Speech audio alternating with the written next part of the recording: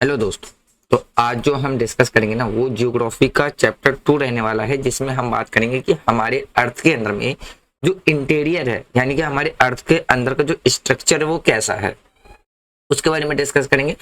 अगर हम इस चैप्टर के टॉपिक की बात करें तो काफी ज्यादा इंपॉर्टेंट पड़ जाता है, चाहे आप 11th क्लास की जियोग्राफी पढ़ रहे हो तो उसमें भी आपको देखने को मिल जाएगा, या आप किसी भी कॉम्पिटेटिव एग्जाम के लिए लाइक यूपीएससी प्रीलिम्स या मेंस के लिए या एसएससी एनडीए किसी भी कॉम्पिटेटिव एग्जाम के लिए अगर आपको जियोग्राफी का कंप्लीट करना है, और क्योंकि जियोग्राफी बहुत ही ज्यादा क्या है कॉम्प्लिकेटेड सब्जेक्ट है, जल्दी समझ में नहीं आएगा, तो इसको हम क्या करेंगे इजी वे में समझने की कोशिश करेंगे कि हमारे अर्थ का जो इंटीरियर स्ट्रक्चर है वो कैसा है, ये हमारे लिए क्यों इंपॉर्टेंट होता है, तो हम क्यों पढ़ते हैं कि हमारे अर्थ का जो इंटीरियर स्ट्रक्चर है वो कैसा है। सबसे पहले हमें ये समझने में हेल्प करता है कि जो हमारे अर्थ के ऊपर जो फिजिकल एक्टिविटी होती है, लाइक जैसे अर्थक्वेक का आना, वोल्केनिक इरप्शंस होना, माउंटेन बिल्डिंग्स होना या माउंटेन फॉर्मेशन होना, जैसे कि आपने पढ़ा होगा mountain folding, mountain block, mountain के बारे में पढ़ा होगा, ये किस तरीके से होते हैं, या हमारे अर्थ के ऊपर जो भी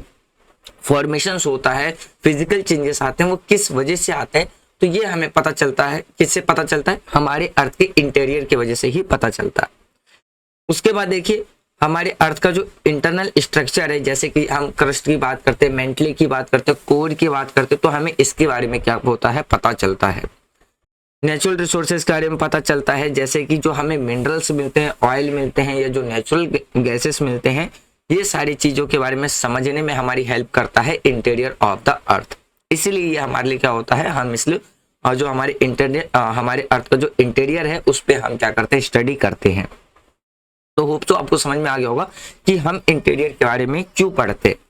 ये भी मैंने आपको बता दिया कि क्यों हमारे लिए इंपॉर्टेंट चैप्टर बन जाता है। अगर आप फिजिकल ज्योग्राफी कंप्लीट कर रहे हैं तो ये बहुत ही ज्यादा इंपॉर्टेंट है आपके लिए रहने वाला। तो अगर आपको कोई रिवीजन नोट्स बनाना हो तो बिल्कुल बना सकते हैं, बहुत ही जनरल और इजी वे में यहाँ पे आपको क्या मिल जाएगा, नोट्स मिल जाएगा। जैसे कि आप देख सकते हैं यहाँ पे पॉइंट टू पॉइंट आपको क्या है, नोट्स मिल जाएंगे। तो सबसे पहले हम समझते हैं कि हम जो अर्थ का जो इंटीरियर है वो कैसे पता चलता है, हमारे अर्थ के इंटरनल साइड में क्या क्या है और कैसे है। तो हमें पता चलता है दो तरीके से, एक तो पता चलता है हमें डायरेक्ट सोर्स की वजह से, दूसरा पता चलता है हमें इनडायरेक्ट सोर्स की वजह से। तो डायरेक्ट सोर्स क्या होते हैं? डायरेक्ट सोर्स वो सोर्स होते हैं जो कि हमें डायरेक्टली पता चल जाता है, जैसे अगर हम माइनिंग करते हैं या डीप जब हम ड्रिलिंग करते हैं उसके बारे में, या जो वॉल्केनिक इरप्शंस होते हैं, ये वो ऐसे एक्टिविटीज होते हैं या वो ऐसे डायरेक्ट एक्टिविटीज हैं जिससे हमें पता चलता है कि हमारे अर्थ के इंटरनल साइड में क्या क्या चीजें हैं। इनडायरेक्ट में जैसे कि हमारी जो सेस्मिक वेव्स हैं उसके बारे में, उससे हमें पता चलता है। ग्रेविटेशनल के बारे में, जो ग्रेविटेशनल वाइब्रेशंस होते हैं उससे हमें पता चलता है कि हमारे इंटरनल साइड में क्या, हमारे अर्थ के इंटरनल में क्या। मैग्नेटिक फील्ड के बारे में पता चलता है, मैग्नेटिक फील्ड की वजह से पता चलता है। जो जियोथर्मल जो ग्रेडियंट है उससे हमें पता चलता है कि हमारे अर्थ के इंटरनल साइड में क्या क्या चीजें हैं। तो दो तरीके से हमें पता चलता है। तो देखिए सबसे पहले हम बात करते हैं डायरेक्ट सोर्स। सबसे पहले आता है माइनिंग। माइनिंग क्या करता है, हमें डायरेक्ट जो नॉलेज है या हमें डायरेक्ट इंफॉर्मेशन प्रोवाइड कराता है जब हम क्या करते हैं, अर्थ के इंटीरियर साइड, यानी कि जब हम सोलो डीप में जाते हैं, गहराई में जाते हैं, तो हमें पता चलता है कि अर्थ के अंदर में क्या क्या है। ड्रिलिंग का मतलब क्या होता है, मान लीजिए कि ये हमारा अर्थ है, ये हमारा अर्थ है, जब हम इसको क्या करते हैं, ड्रिल करते हैं इस तरीके से। जैसे कि आपने देखा होगा ना कि जब हम बोरिंग करते हैं या जब हम इंटरनल वाटर निकालने के लिए जब हम पाइप ग्राउंड में डालते हैं तो वो हमारे लिए क्या होता है, इस तरीके से ड्रिलिंग होता है, हम ड्रिल करते हैं इसमें। तो इससे हमें पता चलता है कि हमारे इंटरनल साइड में क्या है। तो ड्रिलिंग हम इंटरनल रिसोर्सेज निकालने के लिए भी करते हैं, जैसे जब हमें फ्यूल निकालना हो या जब हम वाटर एक्सप्लॉयटेशंस करते हैं तो उस टाइम पे हम मेनली किसका यूज करते हैं, ड्रिलिंग का यूज करते हैं। माइनिंग का यूज किस में करते हैं, मान लीजिए ये हमारे अर्थ का क्रस्ट है और इसमें हम क्या करते हैं, डीप खुदाई करते हैं, सोलो करते हैं, यानी कि होल टाइप में खुदाई करते हैं इस तरीके से। इसके लिए जैसे हम कोयला निकालने के लिए यूज करते हैं, जो कोल होता है, कोल निकालने के लिए हम ड्रिलिंग नहीं करते हैं, माइनिंग करते हैं। तो इस तरीके से हमें पता चलता है कि जब क्योंकि हम अर्थ की गहराई में जा रहे होते हैं तो हमें पता चलता है कि हमारे अर्थ के इंटरनल सोर्स क्या क्या है। फिर जब वोल्केनिक इरप्शंस होता है तो बहुत सारे जो मटेरियल्स है वो बाहर आते हैं, धरती के आउटसाइड आते हैं। तो जब उस पर स्टडी की जाती है तो हमें ये पता चलता है कि हमारे अर्थ के अंदर में क्या क्या चीजें हैं। ये होता है डायरेक्ट सोर्स से हमें पता चलना। दूसरा हमारे पास क्या आता है, इनडायरेक्ट सोर्स में पता चलता है। इनडायरेक्ट सोर्स में जैसे हम बात करते हैं सेस्मिक वेव। सेस्मिक वेव क्या होता है पहले आप ये समझिए, यहीं पे समझा देता हूँ क्योंकि हम यहाँ पे हम क्या करेंगे, सेस्मिक वेव पे ही डिस्कस करेंगे। तो सेस्मिक वेव जो होता है वो काफी ज्यादा मोस्ट जो रिलायबल सोर्स है वो माना जाता है। सेस्मिक वेव का मतलब क्या होता है, ये एक ऐसा वेव होता है जो जमीन, यानी कि ये ऐसा वेव होता है जो जमीन के हिलने यानी कि अर्थक्वेक के टाइम पे जमीन के अंदर से निकलते हैं और हर डायरेक्शंस में क्या होता है, फैल जाता है। तो इसको हम कहते हैं सेस्मिक वेव। आसान शब्दों में समझे तो जब जमीन के अंदर जो प्लेट्स होते हैं वो आपस में टकराती हैं या आपस में क्या होते हैं, फट जाती हैं, जैसे कि भूकंप के समय होता है। हम देखते हैं ना कि अक्सर जैसे कि ये जो हमारे लैंड्स होते हैं वो आपस में क्या होने लगते हैं, क्रैक्स होने लगते हैं, आपस में फटने लगते हैं। भूकंप के टाइम पे देखा होगा आप लोगों ने। तो जो एक जोर का झटका लगता है, तो इस झटके से जो लहरें जमीन के अंदर और ऊपर की तरफ चली आती हैं तो उसे हम कहते हैं सेस्मिक वेव।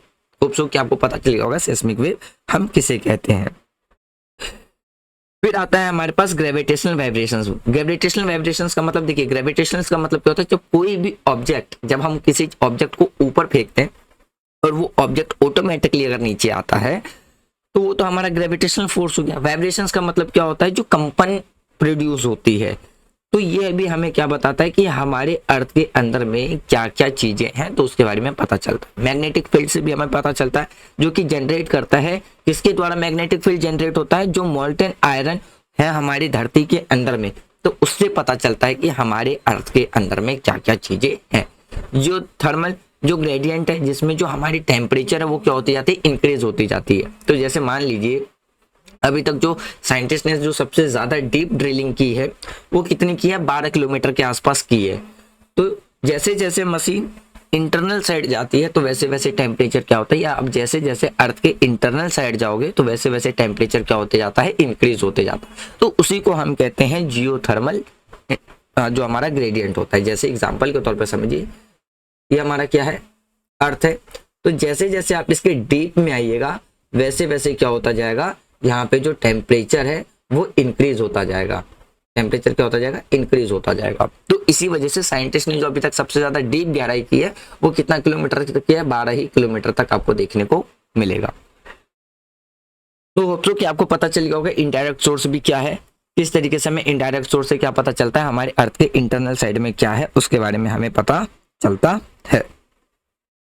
अब बात करते हैं किसके बारे में, टाइप्स ऑफ वेव्स के बारे में। तो सेस्मिक वेव्स मैंने आपको यहीं पे समझा दिया था सेस्मिक वेव्स क्या होते हैं। लेकिन अगर हम सेस्मिक वेव्स की बात करें या जिसे हम अर्थक्वेक वेव्स भी कहते हैं, वो 3 टाइप्स के होते हैं। पहला होता है हमारे पास प्राइमरी, पी वेव्स मतलब प्राइमरी वेव्स। दूसरा होता है हमारे पास सेकेंडरी वेव्स, और तीसरा होता है हमारे पास जिसे हम लव वेव्स भी कहते हैं या हम इसे सरफेस वेव्स भी कहते हैं। ये लव्स वेव्स जो नाम पढ़ा है, ये किसके नाम बेस पे पढ़ा है, एक साइंटिस्ट के नाम पे पढ़ा हुआ है। अब बात करते हैं ये प्राइमरी वेव्स होता क्या है। पी का मतलब होता है यहाँ पे प्राइमरी, ये तो आपको पता चल गया। प्राइमरी का मतलब होता है सबसे पहले। तो देखिए ये होता है, अगर हम प्राइमरी वेव्स की बात करें तो ये क्या होता है, फास्ट वेव्स होती हैं। ये इसकी एक क्वालिटी ये होती है कि ये सॉलिड, लिक्विड और गैस तीनों में ही क्या कर सकती है, ट्रेवल कर सकती है। और इनका जो मोशन रहता है ना वो क्या रहता है, बैक एंड फोर्थ रहता है। यहाँ पे फोर्थ का मतलब क्या होता है, ऊपर नीचे वाला रहता है, यानी कि मतलब आगे पीछे वाला, मतलब फोर्थ मतलब आगे पीछे वाला। तो जो हमारा प्राइमरी वेव होता है ना, तो इसकी जो वेव होती है यानी कि जो मोशन होता है वो क्या होता है, आगे पीछे होता है। जैसे कि आप स्प्रिंग को जब आप दबाओगे तो जैसे ही आप उसको छोड़ोगे तो उसकी जो मूवमेंट होगी यानी कि जो मोशन होगा वो क्या होगा, आगे पीछे वाली जो होती है उस टाइप से आप समझ लीजिए।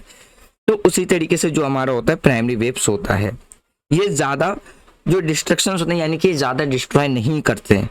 तो जैसे कि आप किसी स्प्रिंग को दबाकर उसको आप जब छोड़ोगे तो उसमें आगे पीछे की जो हिलने वाली जो लहरें होती है ना, तो उस तरीके से समझिए वैसे ही हमारा होता है प्राइमरी वेव्स।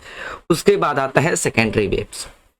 सेकेंडरी वेव्स में आपको क्या देखने को मिलेगा, ये पी वेव से क्या होता है, थोड़ी सी स्लो होती हैं। तो हमारा जो सेकेंडरी वेव होता है इसका जो मोशन होता है ना वो क्या रहता है, अप डाउन रहता है या साइड टू साइड होता है। जैसे अगर हम बात करते हैं जो स्नैप की जो चाल होती है यानी कि स्नेक की जो चाल होती है, मतलब जैसे सांप की चाल होती है ना, उस तरीके से आप समझ सकते हैं। तो इनका मोशन या तो अप डाउन होगा या साइड टू साइड होगा। जैसे आप मान लीजिए आपके पास एक रस्सी है, जब आप उसको मूव करोगे तो क्या होगा, साइड टू साइड एक वेव की तरीके से होगा। तो उसी तरीके से क्या रहता है, जो सेकेंडरी वेव होता है उसका आपको क्या देखने को मिलेगा, मूव देखने को मिलेगा। ये थोड़ा सा ज्यादा डेंजर होता है, ये यानी कि थोड़ा सा ज्यादा डिस्ट्रॉय करता है कंपेयर टू अगर हम प्राइमरी वेव्स की बात करें। तो एग्जाम्पल के तरीके से आप समझिए, सोचिए कि आपके पास एक रस्सी है और आप उसको हिलाइए तो वो क्या करेगा, एक लहर के तरीके से ऊपर नीचे हिलती जाएगी। तो वैसे ही होता है हमारा एस वेव्स। एस वेव्स का मतलब इसके एक्स जो हमारा एस शेप होता है ना, उसके तरीके से भी आप क्या कर सकते हो, समझ सकते हो। एक चीज की याद रखिएगा कि ये जो हमारा सॉलिड जो हमारा सेकेंडरी वेव्स होता है ना, ये सिर्फ और सिर्फ किस पे ट्रेवल करेगा, सिर्फ और सिर्फ सॉलिड पे ही ट्रेवल करेगा। ये प्राइमरी वेव्स की तरीके से सॉलिड मतलब ये लिक्विड और गैस पे ट्रेवल नहीं करेगा। दूसरा इसकी विशेषता ये याद रखिएगा, प्राइमरी वेव्स की कंपेयर में इसकी जो स्पीड होती है वो काफी ज्यादा क्या होती है, स्लो होती है। और दूसरा रखिएगा, ये प्राइमरी वेव्स के कंपेयर में ये ज्यादा डिस्ट्रक्टिव होती है, मतलब थोड़ा ज्यादा डिस्ट्रॉय करती है। होप सो कि आपको सेकेंडरी वेव्स भी समझ में आ गया होगा। अब हम बात करते हैं एल वेव्स। एल वेव्स को हम और किस नाम से जानते हैं, लब वेव्स के नाम से भी जानते हैं, जो कि एक साइंटिस्ट के नाम पे रखा गया है। ये सरफेस के ऊपर चलती है, इसीलिए हम इसको क्या कहते हैं, सरफेस वेव भी कहते हैं। अब एग्जांपल के तौर पर समझिए, जैसे कि ये हमारे अर्थ का क्या है, सरफेस है। तो ये जो हमारा एल वेव्स है ना, वो क्या करेगा, इसके ऊपर ही क्या करेगा, ट्रेवल करेगा, यानी कि मूव करेगा।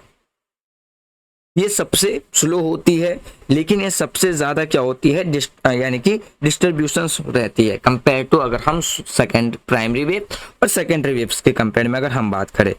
तो इसका जो मोशन होता है ना, वो क्या होता है, राउंड टू राउंड, यानी कि ये राउंडेड फॉर्म में होता है, राउंड राउंड रहता है ये, यानी कि सर्कुलर फॉर्म में होता है, ये सर्कुलर होता है। तो जिसकी वजह से क्या होता है, जैसे कि अगर हम समंदर की लहर की बात करें, समंदर की जो लहर होती है जमीन को क्या करती है, हिला, ऐसे लगती है जैसे समंदर की जो लहरें होती हैं जमीन को क्या कर रही होती है, हिला रही होती हैं। जब सुनामी आती है तब जमीन के ऊपर जो राउंड लहरें होती हैं, वैसे ही हमें क्या करता है, इसका इफेक्ट होता है। कुछ वैसा ही समझ के चलिए। तो इस तरीके से आपको क्या देखने को मिलेगा, तीन टाइप्स के सेस्मिक वेव्स देखने को मिलेगा, पी वेव्स, सेकेंडरी वेव्स यानी कि एस वेव्स, और तीसरा है एल वेव्स। इसके इंपॉर्टेंट की बात करें तो देखिए, स्पीड और पाथ की बात करें तो जो प्राइमरी वेव्स और सेकेंडरी वेव्स है, ये हेल्प करता है determine the nature of earth layer, यानी कि जो अर्थ का जो लेयर है उसके नेचर के बारे में हमें ये बताता है।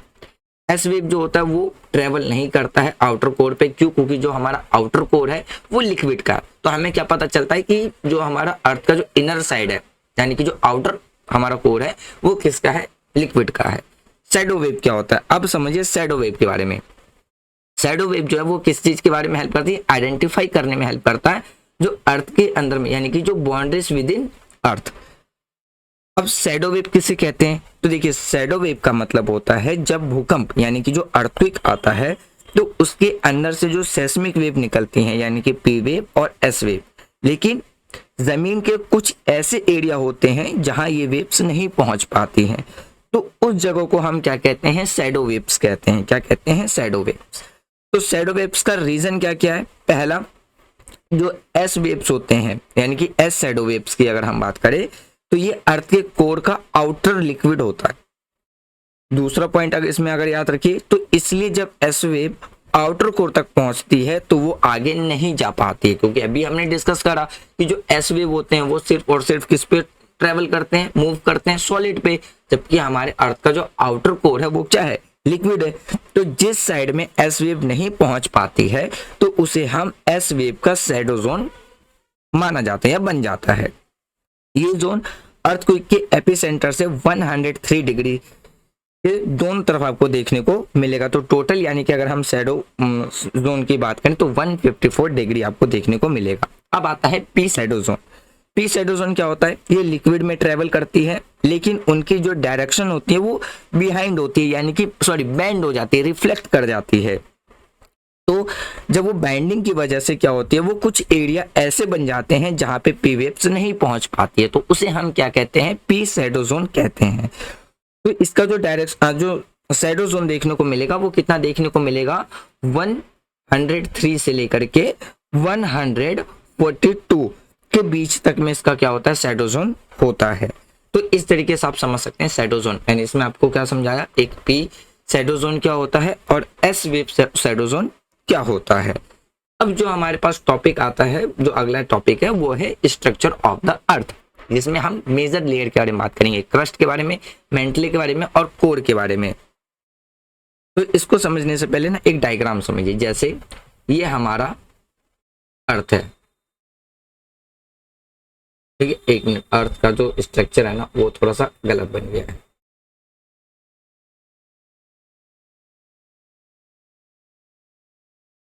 जैसे कि मान लीजिए ये हमारा क्या है, अर्थ है। अर्थ में ये वाला जो एरिया है हमारा, ये वाला एरिया, इसको दूसरे पेन से कर लो, ये वाला एरिया, ये वाला जो एरिया, इसको बोलते हैं हम क्रस्ट, ठीक है। उसके बाद अगर हम इस वाले एरिया की बात करें, ये वाला जो एरिया होता है,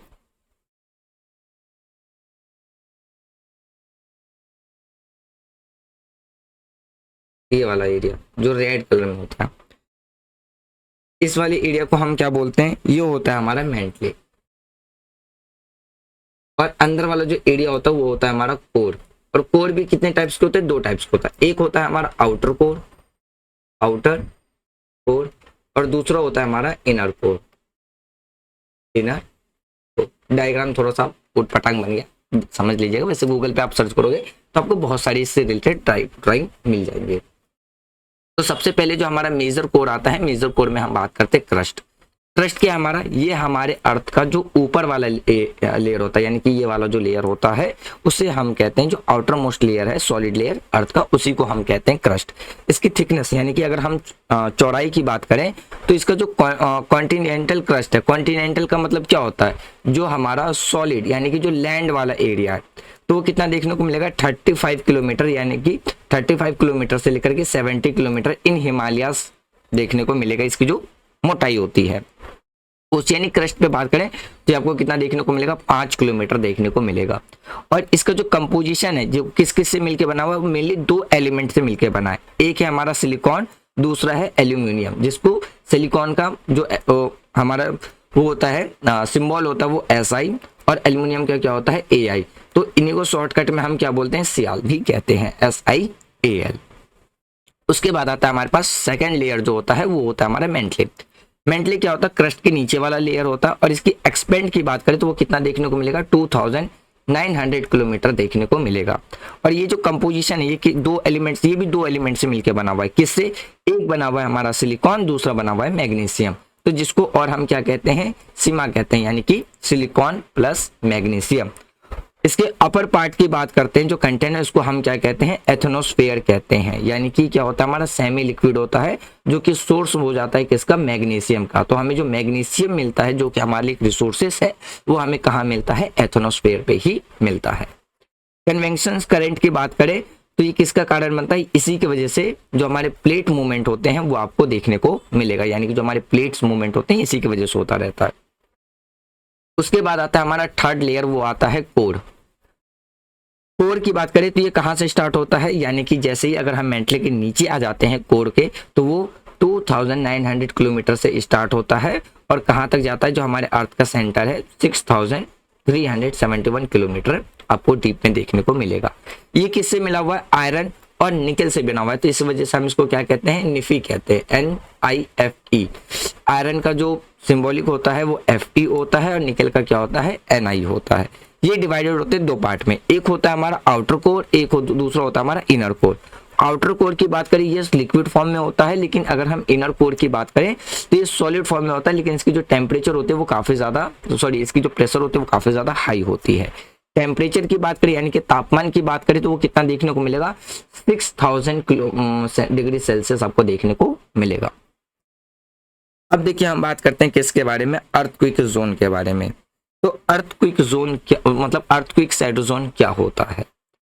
तो मैंने अभी आपको बताया कि ऐसा एरिया जहां पे P और S यानी कि प्राइमरी वेव्स और सेकेंडरी वेव्स नहीं पहुंच पाती है, यानी कि उसको डिटेक्ट नहीं किया जा सकता है, तो उस जगह को हम कहते हैं earthquake shadow zone. S wave do not pass through the core, यानी कि वो कोर पे पास नहीं हो पाती है। क्यों? क्योंकि जो हमारा आउटर कोर है वो किसका बना हुआ है? लिक्विड का बना हुआ है। और एस वेव जो होती हैं वो लिक्विड में ट्रेवल नहीं करती हैं। पी वेव्स की बात करते हैं, ये बेंड हो जाती है। बेंड का मतलब क्या होता है? रिफ्लेक्ट कर जाती है, तो जिसकी वजह से क्या क्रिएट होता है? हमारा शैडो जोन क्रिएट होता है। होप सो कि आपको ये भी समझ में आ गया होगा। देखो जियोथर्मल जो ग्रेडियंट है उसके बारे में अब हम समझते हैं, जियोथर्मल ग्रेडियंट है क्या। तो देखो अगर हम जियोथर्मल ग्रेडियंट की बात करें ना, तो इसका मतलब होता है कि जैसे जैसे हम धरती के अंदर जाते हैं तो वैसे वैसे कितना जो टेम्परेचर वो बढ़ता जा रहा है, तो उसी को कहते हैं हम जियोथर्मल ग्रेडियंट। आसान शब्दों में समझ लो, जितना गहराई में हम जमीन के अंदर जाते हैं टेम्परेचर उतना ही ज्यादा क्या होता है? और बढ़ता ही जाता है। तो ये जो टेम्परेचर बढ़ता जाता है ना, यानी कि जो टेम्परेचर इंक्रीज होने की जो रेट होती है, इसी को कहते हैं हम यानी कि जियोथर्मल ग्रेडियंट। इसकी एवरेज वैल्यू की बात करें तो अर्थ में जो एवरेज जियोथर्मल ग्रेडियंट होता है ना, वो कितना होता है? 25 से 30 डिग्री सेल्सियस पर किलोमीटर आपको देखने को मिलेगी। यानी कि यहाँ पे आपको देखने को मिलेगा जैसे 1 डिग्री सेल्सियस पर 32 मीटर पे, और मैंने आपको क्या बताया यहाँ पे? किलोमीटर में बताया। तो 25 से 30 डिग्री पर किलोमीटर में आपको देखने को मिलेगा। यानी कि अगर हम 1 किलोमीटर धरती के अंदर जाते हैं तो टेम्परेचर हमें कितना देखने को मिलेगा? 25 से लेकर के 30 डिग्री सेल्सियस जो होता है वो क्या होता है? बढ़ जाता है। एग्जाम्पल से समझो कि मानो कि तुम एक कुआं खोद रहे हो, तो सरफेस पर जो टेम्परेचर वो अगर 20 डिग्री सेल्सियस है तो 1 किलोमीटर गहराई जाओगे तो कितना हो जाएगा? 45 डिग्री सेल्सियस हो जाएगा।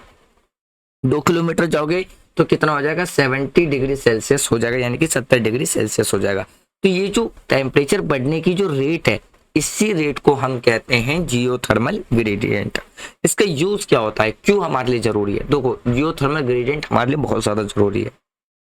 क्यों? क्योंकि जो जियोथर्मल एनर्जी है ना, वो हमें यहीं से मिलता है। मतलब जो जियोथर्मल जो हम एनर्जी प्रोड्यूस करते हैं, तो जियोथर्मल ग्रेडियंट की जो हीट होती है उसी की वजह से हम क्या करते हैं? जियोथर्मल जो इलेक्ट्रिसिटी होती है, एनर्जी होती है, उसको हम क्या करते हैं? बनाते प्रोड्यूस करते हैं। तो अर्थ का जो सेंटर है वो, उसकी जो टेम्परेचर वो कितना डिग्री सेल्सियस आपको देखने को मिलेगा? जो कहाँ तक पहुंच जाता है? 6000 डिग्री सेल्सियस तक आपको देखने को मिल जाएगा। तो ये कहीं ना कहीं किस चीज को एक्सप्लेन करता है? जो हमारा जियोथर्मल ग्रेडियंट है वो वोल्केनिक एक्टिविटी को क्या करता है? एक्सप्लेन करता है, और जियोथर्मल एनर्जी के बारे में।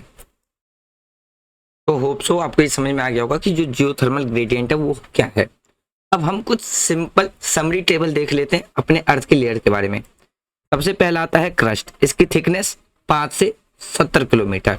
किससे बना हुआ है? तो ये आपको देखने को मिल जाएगा silicon, aluminium, silicon, magnesium. State solid form में है। एवरेज डेंसिटी कितनी है? 2.7 से लेकर के 3.0 जी सेंटीमीटर क्यूब में आपको देखने को मिल जाएगा। मेंटले की बात करते हैं, इसकी थिकनेस कितनी है?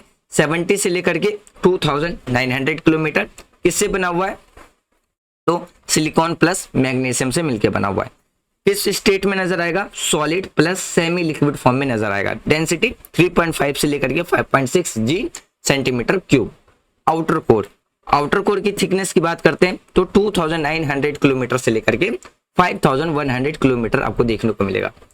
Fe प्लस Ni इसका कंपोजिशन आपको देखने को मिलेगा। Fe का मतलब आयरन, Ni का मतलब मैंने क्या बताया वो आपको कमेंट बॉक्स में बताना, थोड़ी देर पहले हमने डिस्कस करा। फिर किस स्टेट में है? लिक्विड स्टेट में। एवरेज डेंसिटी 9.9 से लेकर के 12.2 जी सेंटीमीटर क्यूब। इनर कोर की बात करते हैं तो ये आपको कितना थिकनेस देखने को मिलेगा? 5100 से लेकर के 6371 किलोमीटर। Fe और Ni इसका क्या है? कंपोजिशन है। किस स्टेट में? तो ये सॉलिड फॉर्म में देखने को मिलेगा। इसकी एवरेज डेंसिटी की बात करें तो 12.6 से लेकर के 13 जी सेंटीमीटर क्यूब देखने को मिल जाएगा। कुछ अगर आप यूपीएससी की प्रिपरेशन करें तो उसके रिगार्डिंग में कुछ की पॉइंट्स ये हो सकते हैं कि जो एस वेव्स है वो ट्रेवल नहीं करता है लिक्विड पे। जो हमारा आउटर कोर है वो सिर्फ और सिर्फ किसका है? लिक्विड का, यानी कि वो लिक्विड का, इसलिए वो आउटर कोर पे ट्रेवल नहीं करेगा। जो हमारा एटमॉस्फेयर होता है वो ड्राइविंग फोर्स होता है, जिसकी वजह से जो प्लेट टेक्टोनिक्स है वो क्या होते हैं?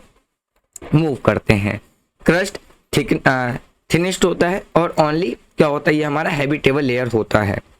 सेस्मिक वेव एनालाइज करें तो ये क्या होता है, एक मेन मेथड होता है जिससे हम क्या समझते हैं, अर्थ के इंटीरियर के बारे में समझते हैं। NIFE कोड जो कि रिस्पॉन्सिबल होता है किसके लिए, अर्थ के मैग्नेटिक फील्ड के लिए। तो फ्रेंड्स होप सो कि जो आज हमने जियोग्राफी का जो मोस्ट इंपॉर्टेंट टॉपिक है हमारा इंटीरियर ऑफ द अर्थ, वो आपको समझ में आ गया होगा। यदि कोई भी डाउट हो तो आप अपना डाउट कमेंट बॉक्स में बता देना। जब हम इसके MCQ प्लस PYQ जब हम डिस्कस करेंगे तो पहले हम अपने डाउट को भी क्लियर कर लेंगे, तब इसके हम कुछ MCQ क्वेश्चंस को हम डिस्कस कर लेंगे, ताकि अगर एग्जाम के अंदर में इससे रिलेटेड कोई क्वेश्चन आता है तो आपसे वो क्वेश्चन छूटने नहीं चाहिए। मिलते हैं नेक्स्ट वीडियो में। Thanks for watching friend. और वीडियो के रिगार्डिंग में कोई भी सजेशन देना तो कमेंट बॉक्स ओपन, आप कमेंट बॉक्स में दे सकते हैं। वीडियो को अलग अलग सोशल मीडिया प्लेटफॉर्म है वहाँ पे वीडियो को जरूर शेयर करें। मिलते हैं नेक्स्ट वीडियो में।